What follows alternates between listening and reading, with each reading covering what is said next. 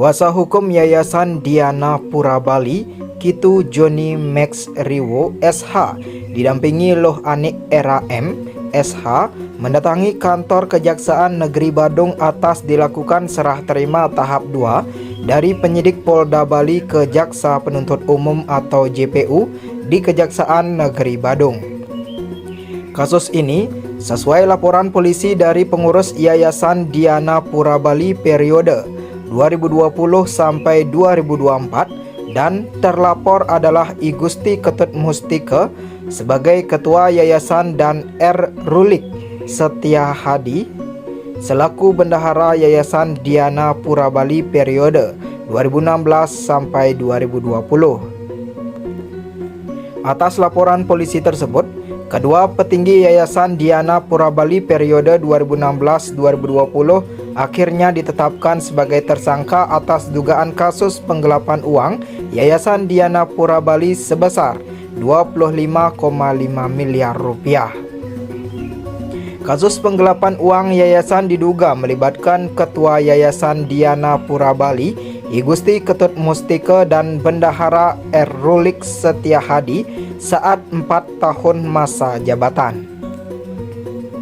Kasus ini adalah sesuai laporan polisi dari pengurus Yayasan Diana Pura periode 2020-2024. Patut diketahui, Yayasan Diana Pura Bali bergerak dalam bidang pendidikan meliputi unit usaha Universitas Diana Pura Bali, berkedudukan di Kabupaten Badung dan Sekolah Pendidikan Pelatihan Pariwisata Bali dan PT Dwi Citra yang menyalurkan tenaga kerja pariwisata ke luar negeri. Terjadinya kasus penggelapan diketahui saat pengurus baru meminta akuntan publik untuk memeriksa dan melakukan audit investigasi keuangan pengurus periode 2016 sampai 2020 akibat berakhirnya masa kepengurusan Yayasan Diana Pura Bali periode 2016-2020.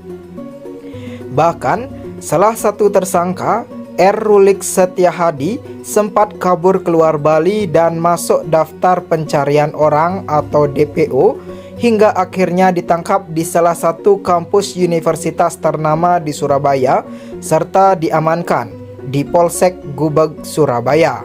Dijemput oleh penyidik Polda Bali lalu dibawa ke Bali. Semua proses ini menjadi tuntas dan lengkap hingga dilakukan penyerahan tahap kedua terkait penggelapan uang Yayasan Diana Pura Bali selama 4 tahun masa jabatan. Hasil audit investigasi dari Kantor Akuntan Publik Independen ditemukan adanya penyimpangan dan temuan penggunaan uang yayasan yang tidak bisa dipertanggungjawabkan oleh pengurus periode 2016-2020 di bawah kepemimpinan I Gusti Ketut Mustike dan Bendahara R. Rulik Setia Hadi.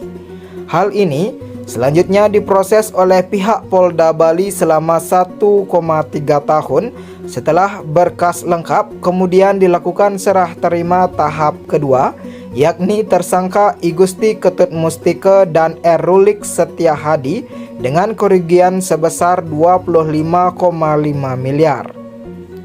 Oleh sebab itu, pihak Yayasan Diana Pura Bali menuntut dan meminta agar proses ini dijalankan sesuai prosedur hukum yang berlaku.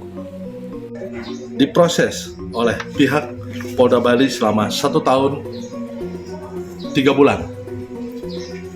Dan saat ini sudah lengkap dan dilakukan serah terima tahap kedua, yaitu tersangka I Gusti Ketut Mustike dan tersangka R. Rulik Setia Hadi dengan kerugian 25,5 miliar rupiah. Oleh sebab itu, dari pihak Yayasan Diana Pura menuntut atau meminta agar proses ini dijalankan sesuai prosedur hukum yang berlaku. Hal tersebut sesuai hasil penyidikan oleh Polda Bali yang telah memeriksa saksi-saksi fakta sebanyak 21 orang, baik itu pelapor atau pengurus, anggota, pembina pengurus lama dan baru, Kabag Keuangan dan bendahara unit-unit yayasan dan juga memeriksa pihak bank seperti Bank BRI, BNI, Bukopin Denpasar.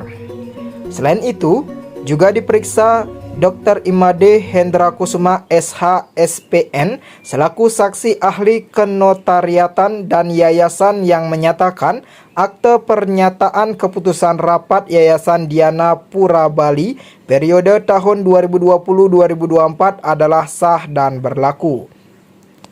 Sementara hasil audit investigasi terhadap keuangan Yayasan Diana Pura Bali periode tahun 2016-2020 oleh akuntan publik independen ditemukan penyimpangan keuangan Yayasan Diana Pura Bali sebesar 25,5 miliar yang dilakukan kedua tersangka.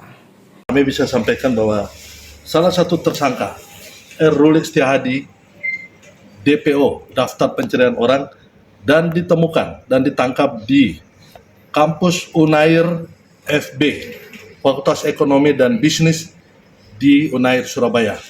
Diamankan di Polsek Gubeng Surabaya dan dijemput oleh penyidik Polda Bali dan dibawa ke Polda Bali. Dan semua proses ini menjadi tuntas dan lengkap dan pada hari ini dilakukan penyerahan tahap kedua. Tapi hasil audit investigasi dari kantor akuntan publik Profesor Dr. Ramanta itu ditemukan penyalahgunaan keuangan itu yang tidak bisa dipertanggungjawabkan oleh kedua orang tersebut.